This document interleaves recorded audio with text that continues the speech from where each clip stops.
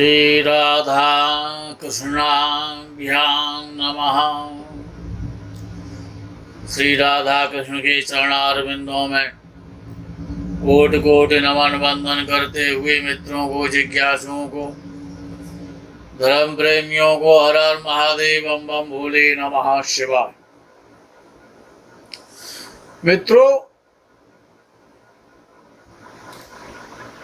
प्रायः एक प्रकार का ज्ञान ज्योतिष शास्त्र के माध्यम से दिया जाता है। अच्छा, लेकिन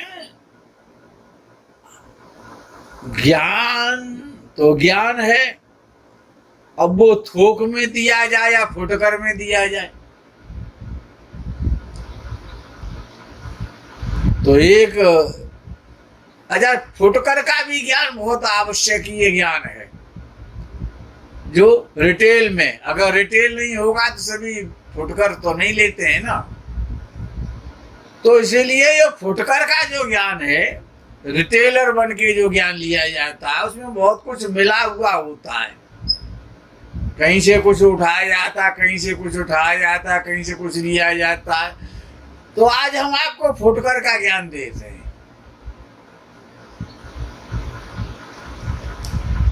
अच्छा, जैसे कि लोगों का ऐसा मानना है कि विपरीत राजयोग, अच्छा तत्त प्रकार की उसकी परिभाषाएं कर दी गई हैं विपरीत राजयोग की,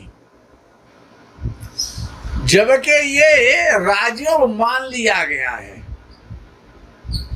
ये राजयोग माना गया है, लेकिन ये इसकी गणना राजयोग में नहीं होती है। ये विपरीत श्रेष्ठ परिवर्तन योग है, विपरीत श्रेष्ठ परिवर्तन, इसको ये तो कहा जाता है और यही ज्योतिष शास्त्र में विद्वानों ने कहा, लेकिन नवीन विद्वानों ने इसे विपरीत राजयोग बना दिया। अच्छा, ये विपरीत भाव, 3 भाव है, चौथा कोई भाव नहीं है, 6, 8 और 12। लगन से 6वां भाव, 8वां भाव और 12वां भाव, यही विपरीत भाव है। इनको विपरीत कहा जाता है, वामपंथी भाव। तो लेकिन अगर 6वें भाव का स्वामी 8वें भाव में बैठ जाए, इतने से विपरीत राजयोग नहीं बनेगा, या 8वें भाव का स्वामी 12वें में बैठ जाए तो इतने से विपरीत राजयोग नहीं बनेगा। ये जो 3 भाव है, 6वां, 8वां और 12वां, इनमें विपरीत राजयोग तभी अच्छा फल देता है जो परिवर्तन होता है इन विपरीत भावों के स्वामियों का। कि 6वें भाव का स्वामी यदि 8वें भाव में बैठा है तो 8वें भाव का स्वामी 6वें भाव में बैठना चाहिए, तो ये विपरीत राजयोग बन जाएगा। आज के विद्वानों की भाषा तो बोलना पड़ेगा, क्योंकि आज के समय में जीना है और रहना है, क्योंकि लोग कहे सो कहना है और हमें गांव में रहना है। तो तेली का बैल बछिड़ा से ब्याना, और लोग कहें सो कहना है और हमें गांव में रहना है। तो हमको भी भाई अपने चैनल पर रहना है। तो ये जो विपरीत राजयोग, यानी माइनस माइनस प्लस हो जाता है। धन धन तो धन ही होता है, लेकिन कभी ये योग वो योग है कि ऋण ऋण धन बन जाता है, ऋण ऋण और प्लस हो जाता है। तो यानी विपरीत स्थान का स्वामी विपरीत। अच्छा, जब तक 2 भावों का परिवर्तन नहीं होगा, जैसे 8वें भाव का स्वामी 12वें में बैठ जाए, 12वें का 8वें में बैठ जाए तो विपरीत राजयोग बन जाएगा। 6वें का 12वें में बैठ जाए, 12वें का 6वें में बैठ जाए तो विपरीत राजयोग बन जाएगा। तो ये बड़ा अच्छा और श्रेष्ठ फल देता है। अच्छा, अब एक योग और है कि जो भाव में युति का जो फल होता है, भावेशों की भाव में युति का जो फल होता है, ये बड़ा महत्वपूर्ण और ये फुटकर ज्ञान है, बड़ा काम में आएगा आप लोगों के में। कि द्वितीय भाव का स्वामी अर्थात किसी का भी लगन से द्वितीय भाव का स्वामी धनेश, और यदि वो छठवें भाव में बैठ जाए, ये द्वितीय भाव का स्वामी यदि छठवें भाव में बैठ जाता है तो सीने से संबंधित और गुप्तांगों से संबंधित रोग तो देगा, और ऋणी भी बनाएगा, शत्रुओं से भी पीड़ित करेगा, और मुकदमेबाजी भी आपसे करवाएगा। जब द्वितीय भाव का स्वामी षष्ठ भाव में बैठेगा तो, अर्थात ये जो युति है ये अच्छी नहीं है। भावेश की भाव में स्थिति। अच्छा, आगे का इस विषय को और बढ़ा देते हैं तो निर्बल कमजोर चतुर्थ भाव का स्वामी, निर्बल कमजोर चतुर्थ भाव का स्वामी यदि छठवें भाव में बैठा हो तो जातक बाल्यकाल से ही विभिन्न रोगों से ग्रसित रहता है। यानी चतुर्थ भाव का स्वामी सुखेश और छठवें भाव में बैठ जाता है तो निश्चित रूप से सुखों की कमी हो जाती है। बचपन में ऐसा जातक अस्वस्थ ज्यादा रहता है, रोगी रहता है, और प्रायः दुर्घटनाएं होती हैं, और कभी कभी तो ऐसा भी देखने में आता है कि जातक अंग भंग हो जाता है। अच्छा, माता का स्वास्थ्य हमेशा अच्छा नहीं रहता है जब षष्ठ भाव में बैठता है, छठवें भाव में बैठता है। और ये जब भाग्यवशात ये चंद्रमा भी यदि आपकी कुंडली में पीड़ित है और चतुर्थ भाव का स्वामी षष्ठ भाव में बैठा है तो माता के लिए बहुत कष्टकारी हो जाता है। माता प्रायः या तो रोगिणी रहती है या फिर माता का सुख खत्म हो जाता है। अच्छा, यदि चतुर्थ भाव का स्वामी और अष्टम भाव में बैठ जाए,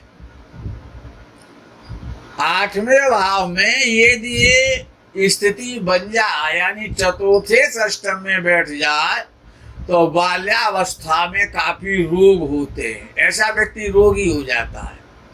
और बाल्यावस्था बड़ी कष्ट में व्यतीत होती है, और दुर्भाग्य से यदि चंद्रमा भी अशुभ प्रभाव में हुआ, पाप पीड़ित हुआ, या अमावस्या का हुआ, अमावस्या के पास का हुआ, तो माता की मृत्यु की भी संभावनाएं बन जाती हैं कि बचपन में माता जल्दी चली जाती हैं। अच्छा, इसी प्रकार से पंचम भाव का स्वामी पंचमेश यदि अष्टम भाव में बैठता है तो जातक को श्वास के रोग की संभावना ज्यादा बढ़ जाती है। और पंचमेश यदि अष्टम भाव में है तो पंचम भाव को बहुत बिगाड़ता है। पहले तो संतान होती ही नहीं है, यानी पुत्र संतान होना बड़ा कठिन हो जाती है, और यदि हो जाती है तो होने के बाद जो है संसार को छोड़ देती है, यानी पुत्रों की मृत्यु हो जाती है। और यदि पुत्र बने भी रहे, कब कि जब पंचम भाव का स्वामी जब अष्टम भाव में बैठता है तो जातक की पुत्र संतान के लिए घातक हो जाता है। या तो पुत्र संतान होती नहीं है, और यदि होती है तो होने के बाद खत्म हो जाती है। और यदि भाग्यवशात ज्यादा ही भाग्यशाली हुआ, बृहस्पति काफी मजबूत हुआ, तो पुत्र संतान के द्वारा बड़ा कष्ट मिलता है। ऐसा जातक के जो पुत्र होते हैं वो अल्पायु तो होते ही हैं, लेकिन उसके धन और वैभव को हमेशा नष्ट करते हैं, गलत कार्य करते हैं, उल्टे सीधे कार्यों से, और जिसकी कुंडली है उसको यानी जातक के पिता को दुख की प्राप्ति होती है। अच्छा, 6वें भाव का स्वामी षष्ठेश क्रूर या अशुभ ग्रह हो, या तो क्रूर ग्रह हो, सूर्य या मंगल हो, या अशुभ ग्रह तो पापक ग्रह को कहा जाता है ना, अशुभ ग्रह शनि और राहु और केतु, इन्हीं को अशुभ ग्रह कहा जाता है। यदि षष्ठेश क्रूर या पापी हो और वो 9वें भाव में बैठ जाए, भाग्य स्थान में बैठ जाए, तो ऐसा देखने में आता है जातक प्रायः लंगड़ा करके चलता है या लंगड़ा हो जाता है। उसकी चाल बड़ी अटपटी सी हो जाती है, यानी उल्टा सीधा चलता है, लंगड़ापन आ जाता है चाल में, या तो रोग के कारण आ जाता है लंगड़ापन, या जन्म से ही रोगी होता है, या मध्य में रोगी हो जाता है।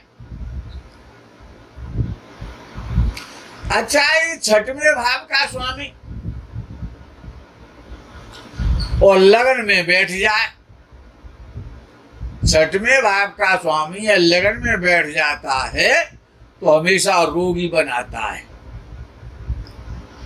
और यदि बाई चांस और शनि हुआ, 6वें भाव का स्वामी हुआ और लगन में बैठ गया तो तमाम प्रकार के रोग देगा, विभिन्न प्रकार के कष्ट देता है। और यदि 6वें भाव का स्वामी 5वें भाव में बैठ जाए तब भी वो रोग देगा और संतान के द्वारा पीड़ित कराएगा। ऐसे व्यक्ति की जो संतान होती है वो ऋणानुबंधी संतान होती है, अर्थात वो संतान के नाम पर शत्रु होते हैं, जो उसके पुत्र होते हैं या पुत्रियां होती हैं, और उससे उसको कष्ट दे दे करके और उससे अपना धन वसूल करते हैं। तो वो संतान ऋणानुबंधी संतान हो जाती है जब षष्ठेश 5वें भाव में बैठ जाता है या भाग्य स्थान में बैठ जाता है, तो भी ऐसा ही होता है। और 6वें भाव का स्वामी और 11वें भाव में बैठ जाए, लाभ स्थान में बैठ जाए, तो क्या होता है कि अनेकानेक प्रकार का कोई न कोई रोग होता रहता है, चोट लगती रहती है, कोई न कोई शत्रु से पीड़ित करता रहता है, और साथ साथ पुत्रों को भी, संतान को भी कष्ट की प्राप्ति होती है। और प्रायः ऐसा भी देखने में आता है कि पुत्र सुख से ऐसा व्यक्ति वंचित रहता है। अच्छा, 6वें भाव का स्वामी और 12वें भाव में बैठ जाए, 6वें भाव का स्वामी षष्ठेश से 12वें भाव में बैठ जाता है, तो विद्वानों को ये कहा है कि ऐसा जातक हमेशा प्रायः रोगी रहता है, कोई न कोई रोग, कोई न कोई रोग, कोई न कोई परेशानी, कोई न कोई टेंशन, ऐसे जातक को रोग के रूप में, चिंता के रूप में, ताप के रूप में हमेशा मिलते ही रहते हैं जब षष्ठेश और 12वें भाव में बैठ जाता है। तो और सप्तमेश, ये क्योंकि ये तो फुटकर ज्ञान है ना, तो ये तो सप्तम भाव का स्वामी और लगन में बैठ जाए, किसी का भी सप्तमेश और लगन स्थान में जाकर के बैठ जाता है तो उसको पत्नी बहुत अच्छी मिलती है, प्रेम करने वाली, स्नेह करने वाली, सुख देने वाली, रंभा के समान, अप्सरा के समान सुंदर पत्नी की प्राप्ति होती है। परंतु जातक वायु रोग से पीड़ित रहता है, वात रोग से पीड़ित रहता है ऐसा व्यक्ति। अच्छा, वही सप्तम भाव का स्वामी सप्तमेश यदि 4th भाव में बैठ जाता है, सुख भाव में सप्तम भाव का स्वामी बैठ जाए, तो पत्नी अच्छी नहीं मिलती है। ऐसे व्यक्ति को पत्नी अच्छी नहीं मिलती है, अथवा उसकी जो पुत्री संतान होती है, या तो पुत्री संतान होती नहीं है जब सप्तम भाव का स्वामी चतुर्थ भाव में बैठता है, तो या तो पुत्रियां होती नहीं है, और हो जाती हैं तो होने के बाद जीवित नहीं रहती हैं, या जीवित रहती हैं तो बड़ा कष्ट देती हैं। और जब सप्तमे चतुर्थ भाव में बैठा है और पाप पीड़ित है, राहु से, मंगल से, शनि से, यदि वो पीड़ित हो रहा है, कौन? सप्तम भाव का स्वामी सप्तमे चतुर्थ भाव में बैठ करके पाप पीड़ित हो रहा है, तो दांतों के रोग तो हो जाएंगे, मुख के रोग होंगे, दांत जल्दी उखड़ जाएंगे, दांतों को कष्ट मिलेगा, दंत रोग हो जाते हैं। और यदि द्वादश भाव का स्वामी, यदि द्वादश भाव का स्वामी और लगन में बैठ जाए तो क्या करेगा? ये बड़ा खतरनाक योग है। वो तो विपरीत भाव है ना, द्वादश भाव। तो ऐसा जातक हर प्रकार के जातकों की संगति करता है, उसे अच्छे भी लोग उसके मित्र होते हैं, और बड़े खराब, झूठा, मक्कार, बदमाश, चोर, लफंगे, इस प्रकार के भी उसके दोस्त बन जाते हैं। गुंडे भी उसके संपर्क में रहते हैं, और अच्छे भले आदमी भी उसके संपर्क में रहते हैं। अच्छा, उसकी काम शक्ति ज्यादा बढ़ जाती है, काम लोलुप हो जाता है, कामी हो जाता है, और उसके कारण अत्यधिक काम शक्ति प्रबल होने के कारण उसका शरीर कमजोर होने लगता है, यानी शरीर से पीड़ित होने लगता है। और यदि अष्टम भाव का स्वामी अष्टमेश कहलाता है। मित्रों, ये तो फुटकर ज्ञान है, कहीं से भी दे दिया जाएगा उठा करके, लेकिन ये अपने में बड़ा अकाट्य ज्ञान है। तो अष्टमेश और लगन में बैठ जाए और पापी ग्रह हो तो क्या करेगा? लंबे रोगों से पीड़ित करेगा, दीर्घ समय तक रोग होने वाले, जैसे टीबी का, क्षय का रोग है, उदर विकार का रोग है, या हार्ट अटैक का रोग है, बीपी का रोग है, शुगर का रोग है, ये तो रोग चलते ही रहते हैं ना, दवाइयां खाता रहता है व्यक्ति। तो अष्टमेश का लगन में बैठना रोगों को निमंत्रण देना है, ऐसा जातक रोगी रहेगा। अरे जो भी कार्य करेगा ऐसा जातक जिसका अष्टमेश लगन में बैठेगा, जो भी कार्य करेगा, छोटा का कार्य करे, बड़ा कार्य करे, और जब भी करे और जहां पर भी करे, उसके हर कार्य में बाधा ही बाधा आती है, रुकावटें आती रहती हैं।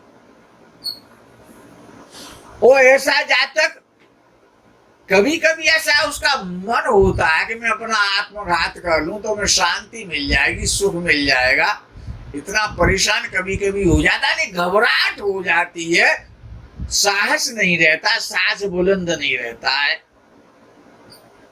अच्छा, कभी कभी ये लगन में और अष्टमेश और नीच राशि का हो जाए या पाप पीड़ित हो जाए तो क्या होता है? तो या तो स्वयं चोर होगा या फिर चोरों से संबंध बन जाएंगे। मित्रों, ये जो फुटकर का ज्ञान है, रिटेल का जो ज्ञान है, और ऐसा भी देखने में आता है कि जब अष्टमेश और लग्न में होता है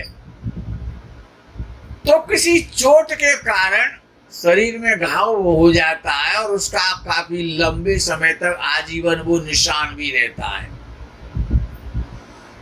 मित्रों, ये अष्टमेश द्वितीय भाव में हो तो आयु को छीण करता है, दीर्घायु नहीं रहने देता है, आयु को कम करता है। जब अष्टम भाव का स्वामी जब धन भाव में, द्वितीय भाव में बैठता है, और ऐसा जातक ससुराल से धन प्राप्त करता है, जिसका अष्टमेश और द्वितीय भाव में बैठता है, तो उसको ससुराल से धन बहुत मिलता है। और अगर स्त्री है तो वो अपने घर धन भेजती है पति का, पति के यानी ससुराल का धन अपने पियर को भेजती है। यदि किसी स्त्री की कुंडली में ये योग बनना है कि यदि अष्टमेश से द्वितीय भाव में बैठ गया है तो वो ससुराल का धन अपने पियर अवश्य भेजेगी। मित्रों, आज के इस फुटकर की रिटेलर के कार्यक्रम में इतना ही। आगे के प्रकरण का आपको इंतजार रहेगा। तब तक के लिए हर हर महादेव, बम बम भोले नमः शिवाय, जय गौ माता की।